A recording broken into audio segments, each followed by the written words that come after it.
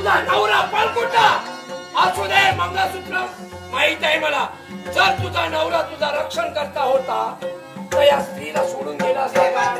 तो रक्षण करू शकला नाही. मग त्याच्या बरोबर राहण्यापेक्षा माझ्या बरोबर राहा. कोणतंही संकट आलं असेल प्रथम वार मी माझ्यावर करून घे.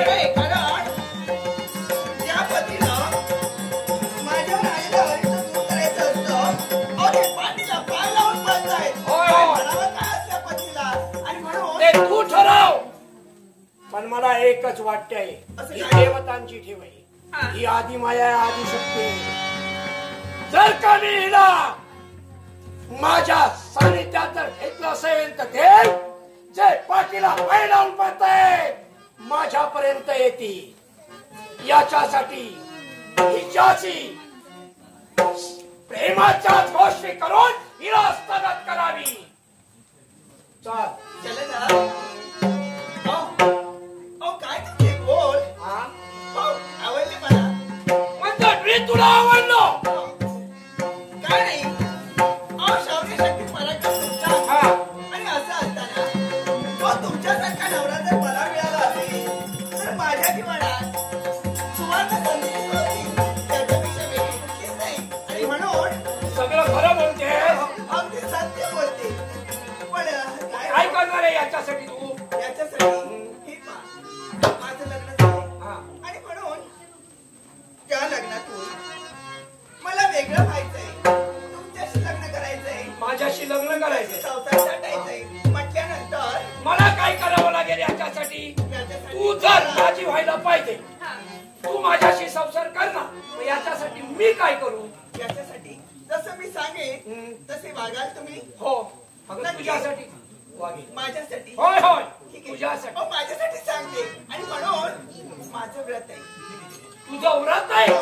आता कोणतं व्रत आहे. नवस आहे. नवस कोणासाठी केलाय. तुमच्यासाठी माझ्यासाठी. आता पाहिलं ना हे भोलानाथ ते पाठीला पाय लावून पळाले. आणि याच्यासाठी हे मला माहित होतं. आतापर्यंत हेच पाहत आले मी. आणि म्हणून तुमच्यासारख्या पती जीवनात यावा म्हणून तू नवस केलाय. हो नवस करत होती. मग त्या नवसासाठी मी काय करू. इथं बसायचं आणि बसलो. हे नेत्र बंद करायचे. अगं आता जर मी नेत्र बंद केले तू कुठे आहेस. तू माझ्यासाठी काय करते हे मला दिसणार कसं. कशाला पाहायचं काय पाहिजे त्यात. हे पहा आता सर्वस्वी मी तुमची होणार आहे म्हटल्यानंतर माझ्यावर विश्वास नाही का तुमचा. एक वेळ विश्वास ठेवतो. मी नेत्र बंद करून कधी राहत नाही. एक लक्षात ठेव. मी प्रयत्न करतो नेत्र बंद करण्याचे. सांगून ठेवते नेत्र बंद करायला तुम्हाला सांगितले. जर मध्यंतरी तुम्ही नेत्र उघडलात ना तर नेत्र फुटून जातील. काही पाहता येणार नाही तुम्हाला. पण मला सांगा या शौर्य शक्तीचा काय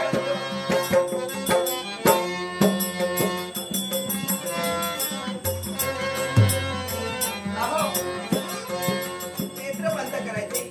मुखाने पण तू कुठे आहेस हे मला दिसणार कसं.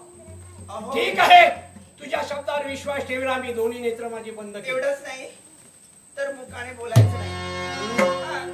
तेव्हा तरी आग मारली तर चालेल ना. नाही तर जीवाकडून हेही आली आहे. ठीक आहे केलं. तोंड बंद तोंड करू. ज्या जागेवर तुम्ही बसलात हो असं काही करू नका. जीवाकडून पडेल अशी सांगते. मग कसं करू. केलं बंद केलं. असं बंद ठेवायचं. आणि एवढंच नाही तर बसलेल्या जागावरून उठायचं सुद्धा नाही.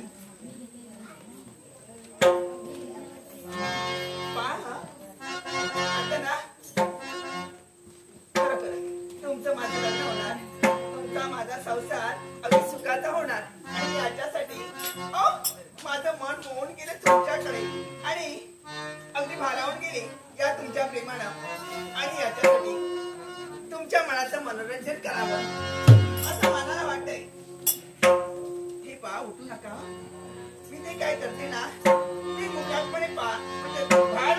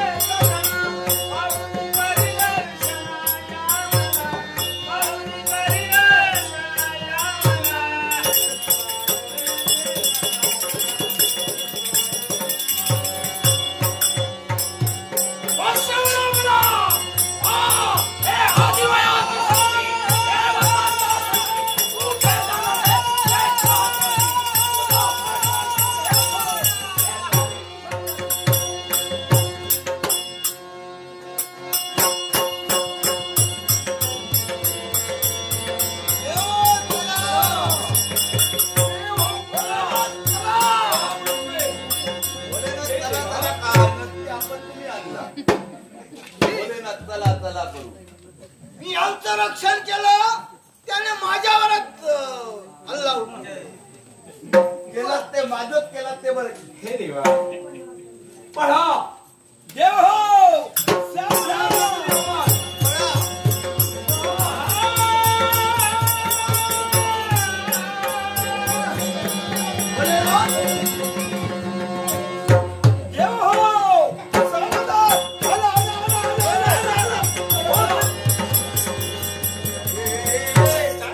नारदा लबाडा कोण आला आला ते आला कसा आला काय पळतात का आम्ही पळतो आमच्या कर्माने. हा म्हणलो तो आला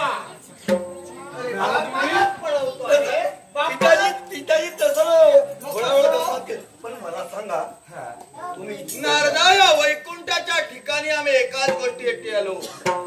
ज्या जलधरामुळे प्रत्येक देवतेने आपलं स्थान सोडिलं. बरोबर आहे. शेवटचा पर्याय म्हणजे रक्षण करता देव वैकुंठीचा नारायण. पण पहारे नारदा या वैकुंठात देव नाही. देव गेला. देव गेला देव का? गेला म्हणजे देव इथे नाही. म्हणजे तुला माहिती हा देव कुठे मी दाखवणार आहे. बघ नारदा देव कुठे आहे तिथपर्यंतच. कारण जलधर केव्हाही कसा आहे सांगता येत नाही. हो मला माहित आहे. हा चला विलंब नकोय. या माझ्या बाबा.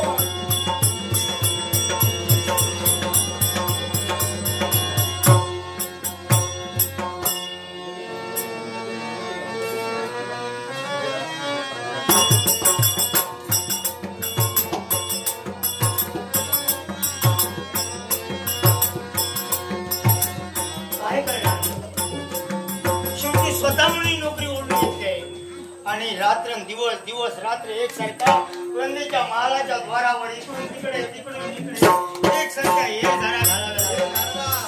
आता आणखी किती दिवस घेऊन आला तुम्हाला दिवस या महालावर बाहेर जमावं लागणार. रंगाच्या मागे. तेच काही कळेना झालंय. तेच काही कळेना झालंय. असू द्या. ही वृंदा कोण आहे तुम्हाला माहित आहे. कोण अरे जलधराची हा, पत्नी. बरं केलं. आम्ही ज्याच्या भीतीने पळतोय त्याच्या घरात आम्हाला घेऊन आला. माझ्या मागे तुम्ही.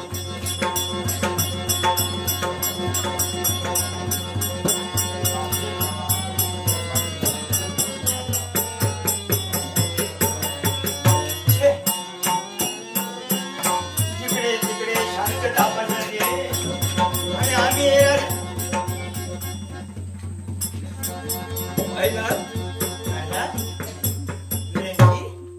परवणीच्या परवणी. शमू महादेवा नमो नमः.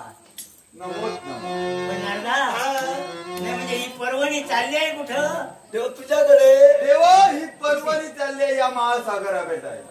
म्हणजे बरेच दिवस आपल्या गाठी भेटी झाल्या हा. नाही म्हणून वैकुंठात नाही तेव्हा तुम्हाला समजलं मी इथे आहे इथे. पण तुम्ही इथे येण्याचं कारण याला कारण आहे कोणतं कारण. सारा देवतांवर संकट निर्माण झालं हा आणि ते संकट निवारण करणारी देवता म्हणजे देवा तू. पण असं संकट तरी कोणतं. जलधरानं सारा देवतांना दानभ्रष्ट केलं. काय करत आहे. साऱ्या देवतांना फळोपिफळ करून सोडलंय. आणि म्हणून याच्यातून मी तुम्हाला वाचवावं तुम्हाला तुमचं संरक्षण करायचं म्हणून माझ्यापर्यंत मिळणार. शंभू महादेवा देवेंद्र विरंची नारदा तुम्ही जर माझ्यासाठी जर माझ्याजवळ संरक्षणासाठी आला असाल तर तुम्हाला जागा चुकली. तुम्हाला जागा चुकली. कारण हा वृंदेचा माल आहे. वृंदेचा माल. आणि वृंदा पत्नी कुणाची. पत्नी कुणाची. हे माहित आहे. वृंदा पत्नी आहे ती जलधराची पत्नी. केव्हा तो येईल हे काही सांगता येत नाही. तेव्हा याच्यातील मी तुम्हाला वाचू शकत नाही. देवा नाट्य सुखो आश्रय कदम यांनी माझ्या कलेचा गौरव करण्यासाठी 200 रुपयाचं पारितोषिक दिले. ज्यांनी दिले ते आश्रय कदम यांचे प्रेक्षकांचे आभार म्हणून सर्वांच्या वतीने स्वीकार करतोय. धन्यवाद. नारदा जलधर जर तुमच्या मागे लागला असेल तर आज जलधराने मला वृंदेच्या मालावर द्वाररक्षक म्हणून बनवून ठेवलंय, तेव्हा मी तुमचं संरक्षण कसं काय करू शकतो? याच्यासाठी तुम्ही काय करायचं, मार्ग कसा शोधायचा आणि स्वतःचं संरक्षण करायचं तुमचं तुम्ही ठरवा. देवा त्यावेळी मला सांग, देवतांवर संकट आलंय, मग देवा याच्यातून काही नाही काहीतरी मार्ग काढला पाहिजे. पण नारदा मला तू एक सांग, या जलधराला देवतांच्या मागे सोडला कोणी? हे बरोबर बरोबर मिळाला असता. हा शंभू महादेवा, जलधराला देवतांच्या मागे सोडणारी व्यक्ती जर मिळाली असती ना, कानालाच पकडलाच पाहिजे. पकडला पाहिजे.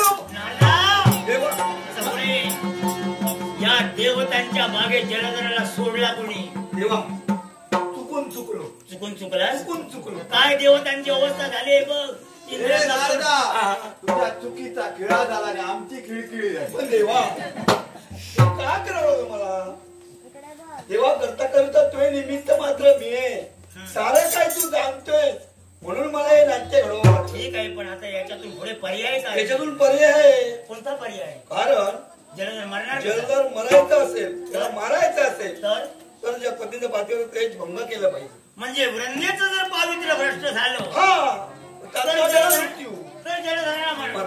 मग तुम्ही एक काम करा, वृंदेचं पावित्र्य कोणत्या देवतेनं भ्रष्ट करायचं ते तुम्ही आपापसात ठरवा. मी तोपर्यंत माझं काम चालू करेन. देवेंद्र ही जवळ तुझ्या ब्रह्मकडे हात जोडून विनंती करतोय, मी केलं तेवढं पुढे, याच्या पुढे ही जबाबदारी माझ्यावर केव्हाही देऊ नका. जमणार नाही. वृंदेचं पावित्र्य आणि काय काय मी भोगलं केल्यानंतर ते मला पूर्णतः आठवतंय. ठरवा कुणाला बोलवायचंय. आम्ही नको. एक वेळ 2 लग्न केली, लंगोटीवर पाळी आली, आता नको. पिताजी काम तुम्हीच करावं. कोणीतरी पिताजी तो काय झालं काय? नुसतं नाव ऐकलं तर एवढे घाबरता? हो नको हे काम माझ्या. ऐका तरी, म्हाताऱ्यावर कुणी संशय घेणार नाही.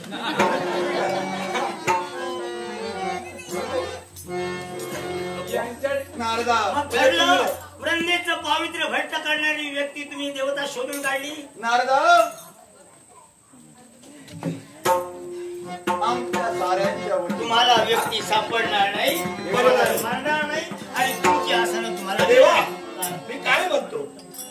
नारदा काय म्हणतोय तू? साऱ्या देवतांच्या वतीने, मी नव्हे, साऱ्या सारे देव तुला सांगताय म्हणून मला सांगतोय. देव काय सांगतायत? हे काम तूच करू शकतो. काय म्हणालास? वृंदेचं पावित्र्य महाविष्णू व्यक्त करावं. कुणी सुचवलं? कोणत्या देवतेला सुचवलं? अरे तिला बाय परापासून माझी श्रद्धेनं भक्ती केली, त्या माझ्या भक्तीचं पावित्र्य त्या महाविष्णू व्यक्त करावं. शंभू महादेवा, देवेंद्र, विरंची, नारदा, सर्व देवतांनी ऐका.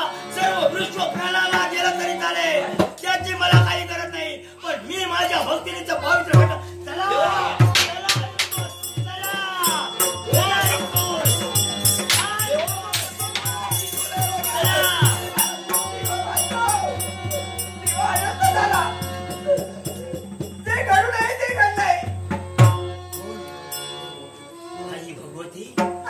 माते, तुझ्या डोळ्यात अश्रू आणि तू इथं धावत पळत आलीस. याला कारण आहे, भयभीत झालीस. भयभीत झाले मी. याला कारण घोर संकट माझ्या माती आले. घोर संकट?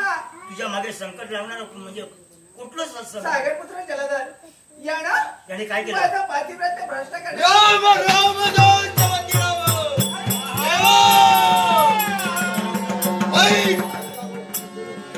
तुझी भक्ती म्हणून जर वृंदेचा पातिव्रत्य देश भ्रष्ट करून जलधराचा मृत्यू तुला देवतांना करायचा करू, पण ज्यानं माझ्या पत्नीवर वक्रदृष्टीनं पाहिलं त्या जलधराचा सर्वनाश करण्यासाठी हा शिवशंभू महादेव आपला तृतीय नेत्र त्याला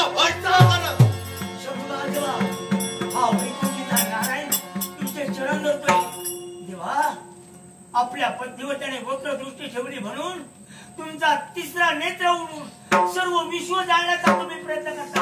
हो, एकावर संकट आलं म्हणून सर्व विश्व तुम्ही दग्ध करू नका.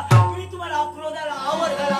शांत व्हा, शांत व्हा. मग देवा, एका भक्तिनीच्या सुखमय संसारासाठी इतरच भक्तांचा होणारा नायक छळ तू तुझ्या नेत्रानं पाहणार आहेस का? मुळीच नाही.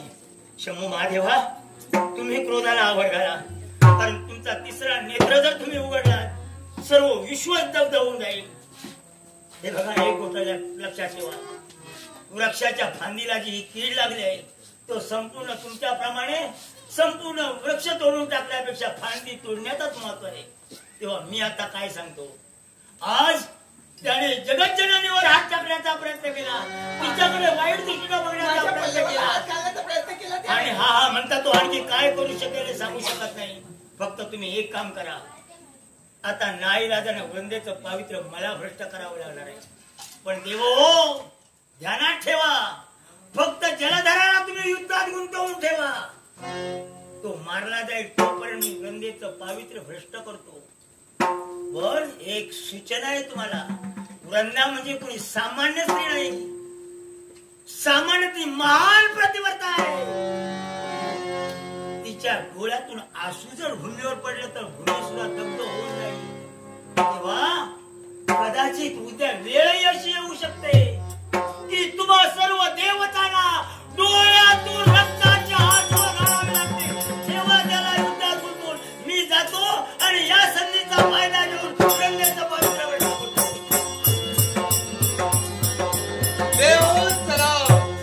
देवानं सांगितल्याप्रमाणे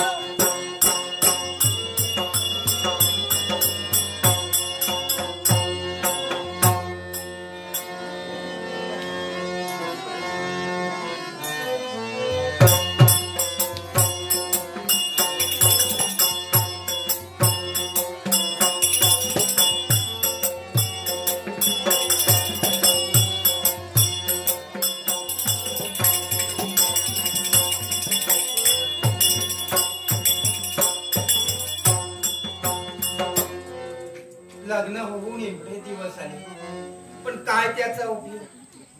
प्राणेश्वर अद्यापही त्यांचं आगमन होत नाही. आज या देवतेवर स्वारी कर, उद्या त्या देवतेवर स्वारी कर. मग आमचा संसार तरी कसा चालणार आहे?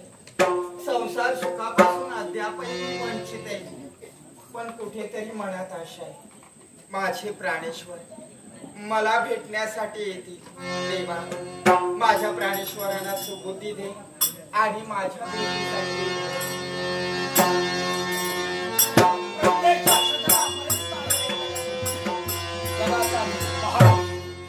जलधराचा वेश घेऊन वंदेच्या सदनी आले. आपण असा करावा की त्या जलधराचाच आवाजात तिला हाक द्यावा. वृंदे,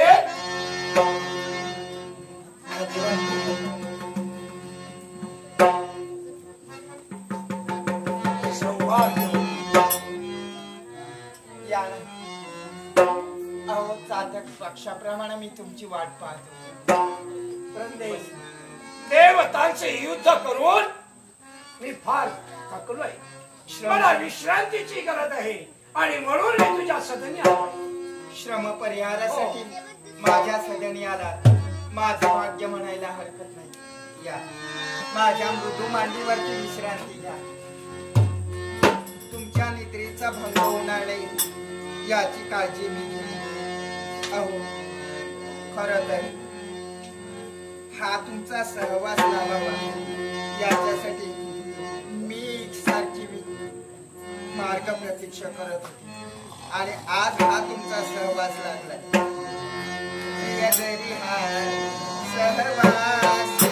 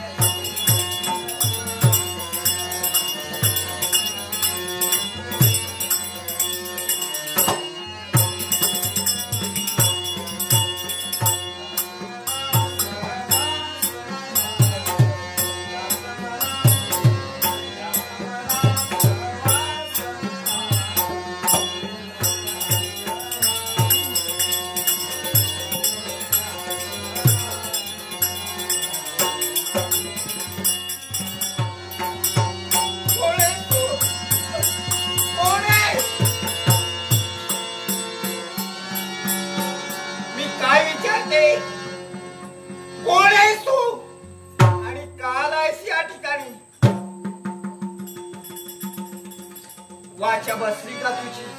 जी जीवा करून पडली का माझ्या प्रश्नांची उत्तरे देत नाहीये? लाज वाटते स्वतःच्या कर्तृत्वाची. बोल, कोण आहे तू आणि काय चालवलंय?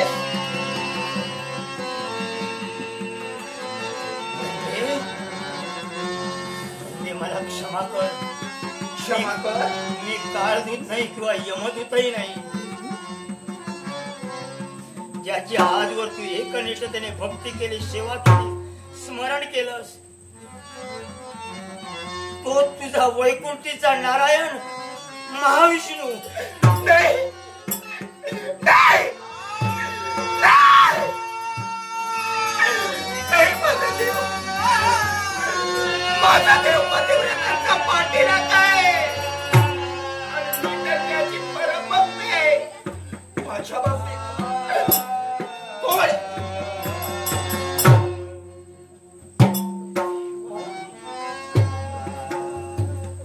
हे वैकुंठीच्या नारायणा, हे काय केलं? अरे कोणासाठी एवढा कठोर झाला? चिरहातवर तुझी एकनिष्ठतेने भक्ती केली. अरे स्वतःपेक्षा देवा तुझ्यावरती विश्वास ठेवला. तुझ्यासाठी मी प्राणेश्वरांची आज्ञा उल्लंघन केली. पण देवा आज माझ्या बाबतीत एवढा कठोर झालाय का? देवा का बोल बसते? अरे पतिव्रतांचा पाठीराखा करणारे तू, अबलांचा रक्षण करता, भक्तांच्या रक्षणाची ब्रिधावली तू तुझ्या कंठी अर्पण केलीये, धारण केलीये. मग सांग देवा, या विश्वाच्या ठाई हे वृंदा तुझी भक्त नाही करे की आजवर मी जी भक्ती केली ही भक्ती तुझ्या चरणी रुजू नाही झाली? काय अपराध होता माझा? काय माझ्या हातून एवढं पाप घडलं होतं? सांग देवा, आज तू माझं सौभाग्य माझ्यापासून हिरावून देण्यासाठी पहिलं पाऊल उचललंय. देवा, आजवर प्रत्येक क्षणी लग्न झाल्यापासून तुझ्याजवळ मी माझं सौभाग्य मागत आले. ज्या देवतेवरती विश्वास ठेवला, विश्वासानं देवा तुझ्या साक्षीनं संसाराला सुरुवात केली. मग देवा, या तुझ्या भक्तीचा डाव अर्ध्यावरती का मोडण्यासाठी उठलंय? तेव्हा मला उत्तर हवंय.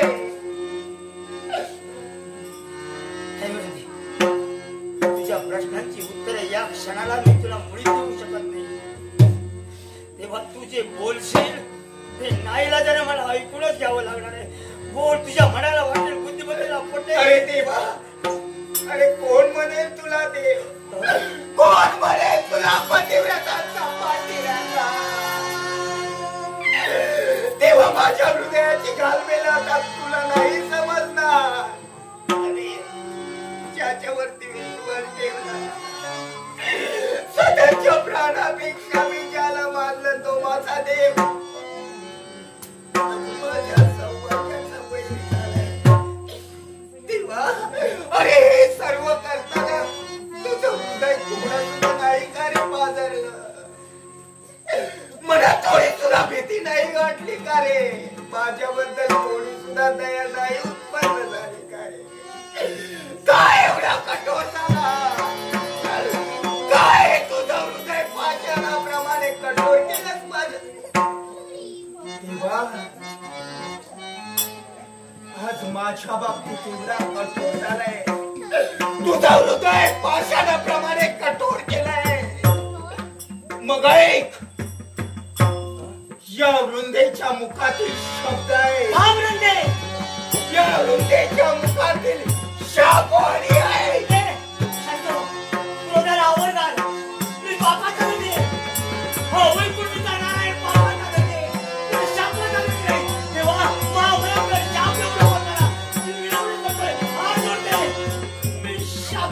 देवा तू पापाचाही धनी आहे तेवढा शापाचाही धनी आहे. या वृंदेच्या मुखातून निघणारे शब्द आहे. कोणते शब्द? या वृंदेसाठी तू तुझं हृदय पाषाणाप्रमाणे केलंस ना. पाषाण झालंय का? मग तुम्ही सारे देवता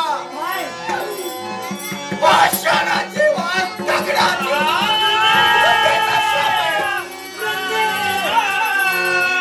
एवढा महाभयंकर शाप दिला तुझ्यासाठी. मी जी पाषाणाची कृती केली आणि म्हणून तू शाप दिलाय. तुम्ही सगळे देव पाषाणाचे वाद पाषाणाचे. अगं देव जर पाषाणाचे झाले तर या सगळ्या विश्वाचं काय होणार? दिलेला शाप मागे घे. देवा हा भयंकर शाप. अरे यापेक्षा सुद्धा भयंकर यातना तू मला दिले. माझं भविष्य यापेक्षा सुद्धा महाभयंकर आहे. आणि देवा हा शाप मागे घेण्यासाठी सांगतो. शाप मागे घे. शाप म्हणजे मागे घे. देवा हा शाप तर मी मागे घेणार नाही. नाही म्हणजे या शापाला शाप सुद्धा देणार नाही.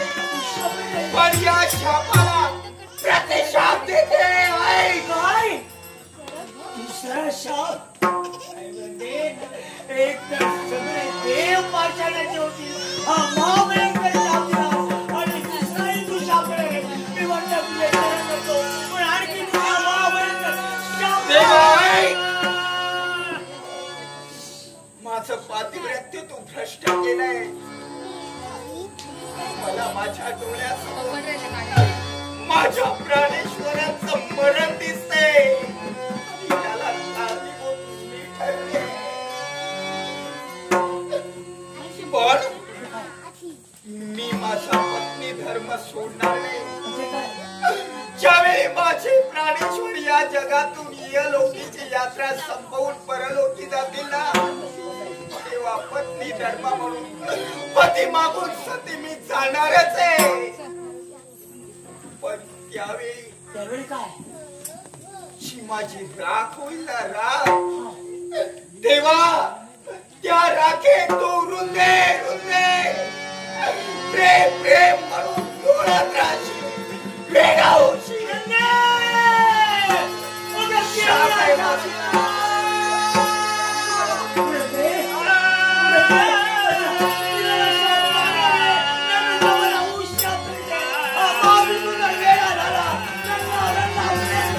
देवा माझा नाविलाज आहे.